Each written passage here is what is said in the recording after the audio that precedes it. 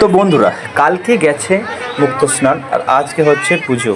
তো আমাদের এই পুজোটি হয় তিনটে গ্রাম নিয়ে, হামিরপুর, গঙ্গারামপুর, গলিগ্রাম, এই তিনটে গ্রাম মিলিয়ে আমাদের এই একটি ধর্মরাজ পুজো।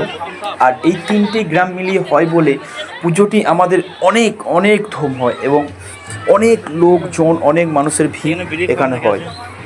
তো আজকে হচ্ছে আমাদের মানে গঙ্গারামপুর থেকে ভাড়াল ভরে নিয়ে আসা হবে এখানে, তারপরে পাঁঠাবলি সব রকমই হবে।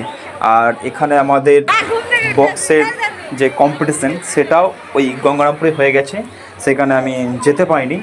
তো এরপরেই তারা দেখতেই পাচ্ছ, তো একে একে এরপর কিন্তু তারা মানে পুজো স্থানটাকে ছেড়ে বেরিয়ে যাচ্ছে, কারণ বক্স পুজো কম্পিটিশান হয়ে গেলে ঠিক আমাদের মানে ঠাকুরতলার থেকে সাইডে গিয়ে দাঁড়াতে হবে এবং একে একে সবাই তাদের বক্স নিয়ে সরিয়ে নিচ্ছে, সাইড করে নিচ্ছে।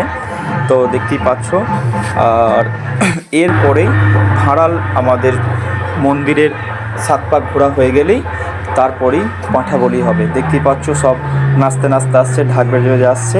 ওই যে লাইন দিয়ে আসছে ওগুলো হচ্ছে ভাড়াল দিয়ে আসছে আমাদের, মানে যারা বার করেছে। তো এভাবে 7টা পাক দেওয়ার পরেই তারপরেই হবে পুজোর পরে পাঁঠাবলি।